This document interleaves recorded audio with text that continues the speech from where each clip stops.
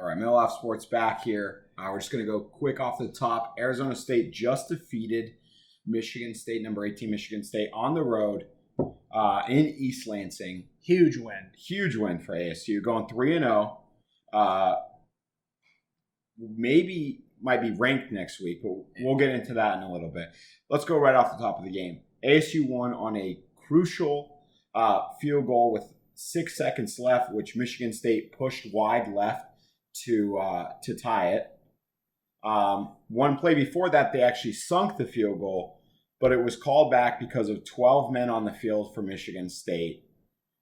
I mean, just off the top, that's the biggest moment in the game. There's a potential game-winning field goal, or game-tying field goal, I should say, to push it to overtime, which who knows? You know, it's a 50-50 game at that point. And quite frankly, I do not like our chances because, you know, for us to pull this one out was something else. But field goal off the top, do you have any other big plays that you want to talk about? I mean, wasn't really happy about the pass interference call that kind of kept Michigan State in that drive. That was a terrible call. But on terms of big plays, I mean, it's kind of funny because it was Jaden Daniels definitely had a rough game. One could say this game. Yes, he had a lot of missed throws. Like a true freshman. He did. And it's tough because you have to kind of understand and accept it. But that being said, that last drive, not only the decision making, but obviously his feet. Dude, his legs were what won that game. To the entire game. Jaden Daniels running on the ground. When we've been, and I believe in the third quarter, we asked him, we're like, you know, that's the first time we've seen him pick up a first down with his legs. And his legs won us the ball game. Picked up 4th and 13. 4th down and 13 yards after we just got a false start penalty to push us back. And then the left side of the field opens up and Jaden Daniels picks up the first down. And then it was like, all right, we're in it. Once we completed that play, that was honestly the play of the game. If we don't get it, we lose the ball game. Yeah, it was on 4th. It was huge. And it was do or die. Since we got it, we were able to pick up the first down. And then we had all the momentum. 1st and goal inside the 6 or 7 yard line, somewhere around there, and it was just like we're scoring a touchdown. It's like, gonna happen. It's going to happen, whether you like even it or if Jaden Daniels. I always want to call him Jaden Daniels rolls out and just runs it in. Like it was going to happen at that point. Everybody in the stadium knew. Everybody in Arizona knew. We were at a sports bar. Everybody there knew ASU was about to score. Yep, guaranteed. Like, I would have bet any amount of money that they would have scored on that drive. Ended up scoring. Michigan State does a great job driving back down the field because the referees wanted to help them out with this pass interference call. Terrible ass call. Terrible. And it's unfortunate because, I mean, one could argue that they should have not even been in the game. Obviously, they would have still gone for it, but it is unfortunate they brought it in. Nonetheless, the defense did what they needed to do. They stepped up. And they get a break with the penalty. However, their kicker 0 for 3 on the day, missing from, I mean, seemingly less than 30, less than 40, and less than 50. So, like, all three less than 50, potentially makeable field goals. Well, 1 for 4, but the one that he made, ironically, did not count. Yes, true. The one that he made got called back because of a penalty because they had 12 men on the field.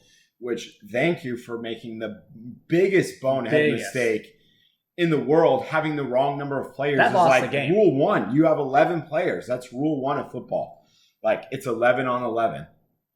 Like, and then you start breaking down the rules. All right. And they fucked that up. All right. So they put 12 men on the field. And that lost them the game. And that was the deciding moment. If you really look at the game as a whole, that's truly what turned the game for the better for ASU and for the worse for MSU. Yes. And the offense, trash. Absolute garbage for ASU. It's unfortunate.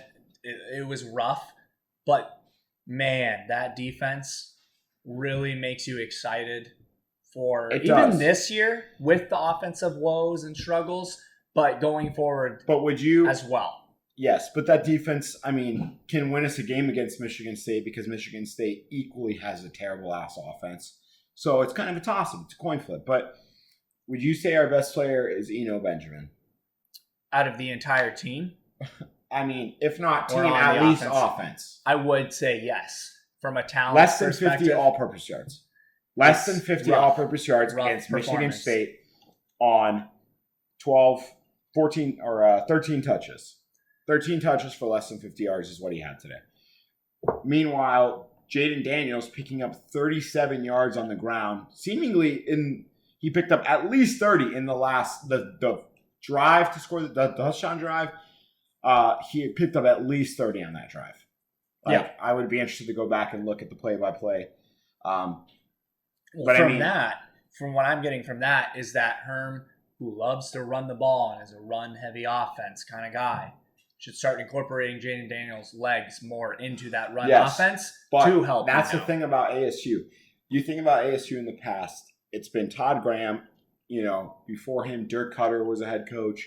Before that was... What was his name? The old guy, Dennis Erickson. Yes, thank you. These are offensive-minded coaches. These are offensive play callers. These are guys that want to get up and down the field, put up 70 to 90 plays a game. Todd Graham was seemingly pushing 90 every week. We had 52 plays on offense. So it's going to be this is what we have. We should have had more than 52 potentially. But, we don't have that many offensive yards. We have, less than 250 total offensive yards passing and rushing. Yep. It was just, I need to see more, but I'm trying my best to be as patient as possible with Jaden Daniels as a freshman QB, because I do think that he could be a difference maker in the coming years. And that's the thing. He's kind of shown this, it's small, but it's kind of shown us a little bit of something. He does. He gives us glimpses, and that's the thing is, this is his third game ever in college football, ever. Yeah. And he had to go into Michigan. This is his first away game ever in college football. And, man, he was rough. But if Jaden Daniels can be that rough but still pull out a win, yes, that was a large part because of her defense. I like where he's going. And that's the thing. Yeah, but he's still completing – or let's see what he was at. And that's the thing. He still has good over 50% of his passes were completed. There was a few plays that I specifically remember seeing where it's if you hit that in stride just quicker and not behind him, it was like a quick screen or something. And if you just hit him where he could take a couple steps in and hit him in the chest. He misplaced some balls. Boom. That has a capability to be a touchdown in the future. If you just put the ball in the playmaker's hands with him already moving with momentum, catching the ball and going, you're going to have bigger plays. And that's the thing. Let's not kid ourselves. He had some seriously missed throws. He had some plays where it was little slants where you should hit him ahead and he hit him behind. He had a play where he had basically Ayuk go, or excuse me, how do you pronounce it? Is that Ayuk? Brandon Ayuk, yeah. Ayuk, yeah. Kind of do a streak, and he got past him and he misplaced the streak ball on him. So he has had missed passes by far. However, he's obviously completing passes, and I would love to see where his kind of percentage completion goes when the offensive line starts kind of offering more coverage, because that was another visible thing. This is your biggest sticking point with ASU this year. It is. And you are criticizing the crap out of the offensive line. The thing is, some of it is understandable. I get it's freshmen. I get there's injuries. I get, they're fighting adversity, that offensive line, more than anybody else on the team right now. However, that is the glaring issue on the team. And I think that's where Eno's problems are sprouting from. And I think that's where Jaden's problems are sprouting from. His bad throwing? No. So like I said, let's not kid ourselves with that. However, I would like to see what would happen if that offensive line does improve. I also think that partially, I know this is it was bad, but this is a cop-out for the offensive line, is when Daniel starts completing balls faster, when he starts moving the offense, it's going to expand. Nobody's going to pack the box, put 8 in the box to stop Benjamin because they know we want to run. They know we want to run. I want to run. You want to run. Everyone that's an ASU fan wants Benjamin to touch the ball 25 times a game. But so does the defense know that. Yep. So they're stacking the boxes. And right now, Daniels is not taking advantage of the opportunities on the field. So as much as I would like to say, it's the offensive line, to an extent, it's also Daniels. He needs to take advantage of the opportunities when they're there. But it's a freshman. Yeah. Third game, Herm was protecting him. It was very safe play calling. Punting, field position defense was the name of the game. It wasn't really like offensive explosion. We have a guest appearance right now. Guest appearance. Drew Lyden is on. I just want to come in and say something. I've been hearing rumors about it, but it's, I think the administration finally came out. Arizona State is finally adding a North Campus to their curriculum. It's in East Lansing, Tempe North. ASU owns it. Let's go, Debs. I was actually confused where he was going with this I for really a little was bit. confused for a second. I was like, okay, I'll let it play out. We definitely definitely recovered. own some headspace in Michigan State fans. Yeah, 2 years in a row now.